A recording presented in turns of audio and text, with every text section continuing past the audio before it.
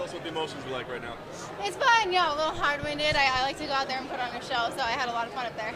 I know you've been working really hard for this opportunity, but now that it's here, headlining a UFC event, is there any feeling of pressure that you've got to deliver, that you've got to prove that you're worthy of this opportunity? No, I don't feel like I have to prove anything to anybody. I really like to win, so that's what I plan on doing. I'm really curious too. Everybody's kind of calling this the Paige and Sage card. I mean, I wonder how much you've talked to Sage, and are you okay being kind of linked to him? Definitely, that kid's a superstar. He's going to be huge, and he's a really nice guy. I got to talk to him a lot this weekend. Where do you think you've made the most improvements over the last year? The most improvements, I like to say that I've improved most in my technique. That's really where I'm trying to improve the most, so I'm hoping that shows. How good is it to peak in the same couple of days that Chad and Uriah? It's huge, especially the team workouts. Like tonight, I get to work out with my entire team. They're all here, so it's going to be a great group. It's going to be a lot of good energy. What do you see in Rose? I mean, she had a lot of hype around her not that long ago. It's kind of quieted down a little bit, but break her down as an opponent. What do you see? Yeah, obviously she's a great submission artist. She has all of her wins by submission.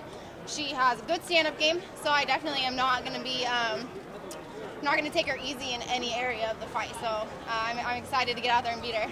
I'm sure you know you're really climbing the ladder now. Where do you think that a win in this fight would push you? In the top 5 for sure. That's definitely where I want to be. I want to beat her and continue to rise up the strawweight rankings. She's been known for her flashy kicks and her submission game.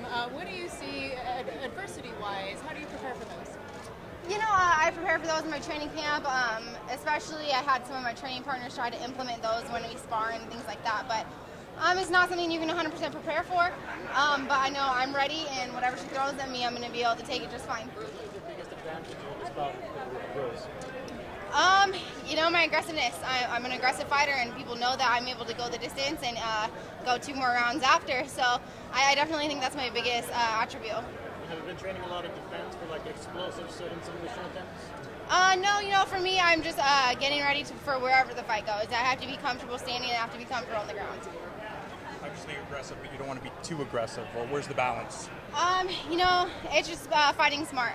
You don't want to go out there and gas yourself in the first round. Obviously, we have a 5-round fight coming up, and you don't want to leave yourself open to submissions. You don't want to leave gaps in any area. So I definitely have to find a good balance.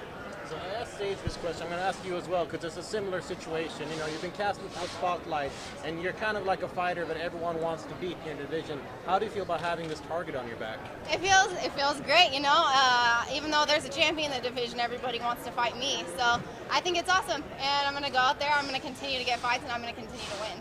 Do you feel the pressure at all from additional media requirements and everything that's been kind of put upon you since you've come into the spotlight here at the UFC? No. This was really fun. I was excited to finally do my first open workout. That was really cool. I feel fine with the media, especially right now. I'm not thinking about how much I want to eat and how much weight I have to cut still. So, it's part of the game. How do you feel about the rankings? I mean, some fighters have been critical of it, others are content. How do you feel about your rankings in the division? I'm happy with being 7th. Obviously, I want to be in the top 5. Again, I do know that the rankings aren't accurate. They're still not accurate, and they won't be for another few years. It's a very new division, and we're not going to see complete accuracy until the division's matured. Looks like you never get tired in your fight. Was always like that? It's always been like that, yeah. Even as being a kid, my parents had to apologize to all my friends' parents because I was bouncing off the walls. I don't know where it comes from. I've always had a lot of energy. So growing up, as your star continues to rise, what lesson did you take away from being on the outside and watching Ronda Rousey's fall? Always stay humble, and don't underestimate any of your opponents. Even if you're the extreme favorite, you have to go out there knowing that anybody can beat you, and they want to. Do you think she wasn't humble? I'm not saying that. I just know that you have to respect your opponent's skill. Among women fighters, is there a sense of relief when someone who's dominated for so long is finally knocked out? No, I really liked Ronda, and I liked how much she's done for me and my sport. She opened up the strawweight division, so I'm excited to see how she moves back from this.